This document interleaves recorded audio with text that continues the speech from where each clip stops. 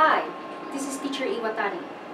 I am so happy to be in the ESL venture for quite a long time. And to perform better, I have completed an intensive training when it comes to ESL classroom management certified by TESOL. I also have completed a lot of other trainings and seminars on how to engage the student in the lesson for a more productive result. Along with my ventures, I have handled students from different nationalities, mostly Koreans, some are Japanese, and some are Taiwanese. I also have handled students from different age groups, like children as young as 5 years old to adults in their late 50s. With passion and diligence, I believe that learning English is fun.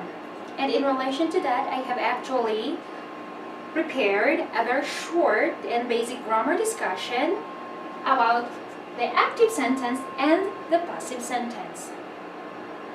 I want to start with the active sentence. Look at the sentence. John built this house in 1950. Active sentence focus on what the subject does or who did the action. So in here, who did the action?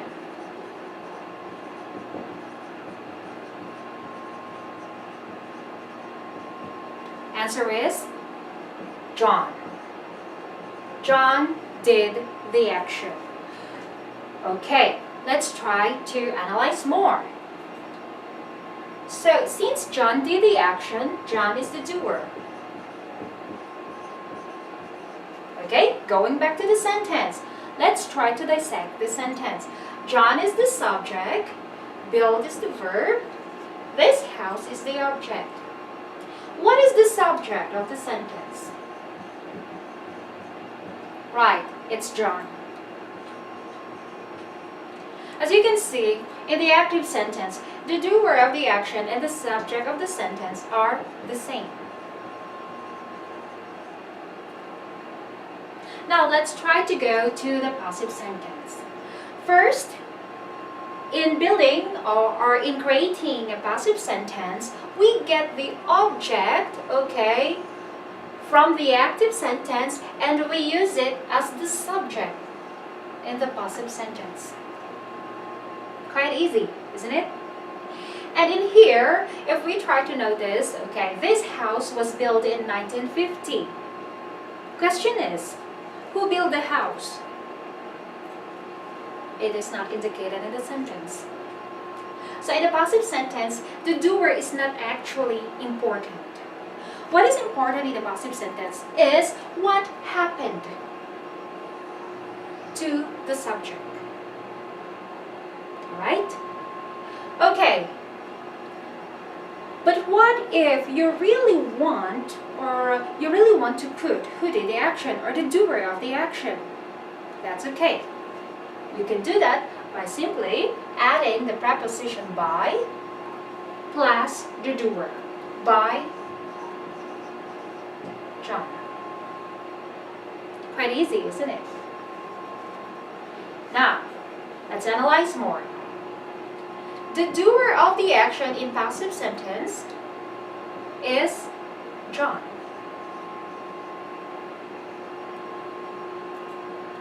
How about the subject?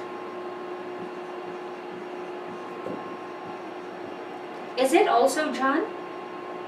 No, of course not. The subject in this sentence, in passive sentence, is this house.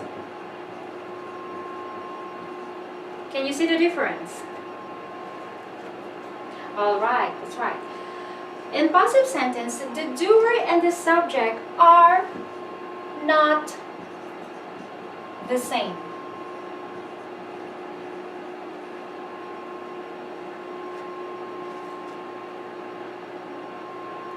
So there goes the differences in your active and in your passive sentence. Let's try to add more examples. In active sentence,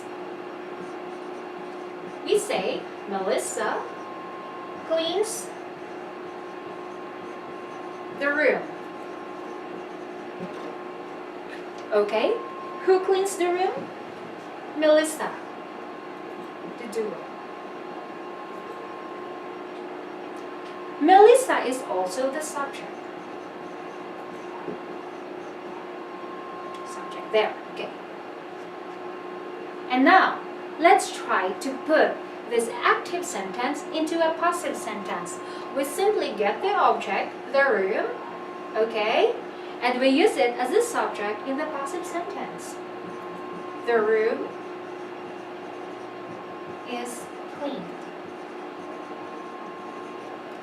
Don't forget, the pattern that we use in a passive sentence is be verb plus ing. Alright, the room is cleaned.